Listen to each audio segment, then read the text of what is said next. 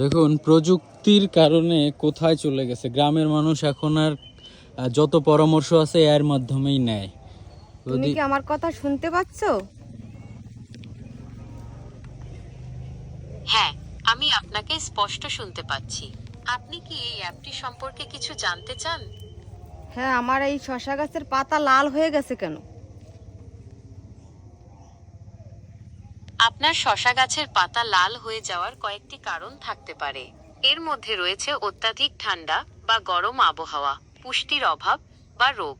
আপনি যদি আমাকে গাছের পাতার আরো কিছু ছবি দেখাতে পারেন, তাহলে আমি সম্ভবত আরো ভালোভাবে বলতে পারবো। তোমাকে দেখাচ্ছি আরো পাতা। ধন্যবাদ। আমি পাতাগুলো দেখতে পাচ্ছি। পাতাগুলো দেখে মনে হচ্ছে কোনো ছত্রাক বা ব্যাকটেরিয়ার কারণে এমনটা হতে পারে।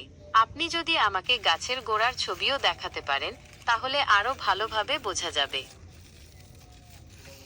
বলো তো কি ওষুধ ইউজ করতে পারি? কি ঔষধ দিতে পারি?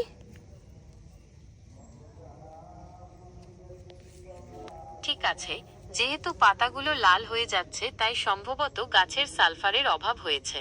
আপনি যদি নিকটস্থ কৃষি দোকানে যান, তাহলে এই সমস্যার জন্য উপযুক্ত ওষুধ পেয়ে যাবেন।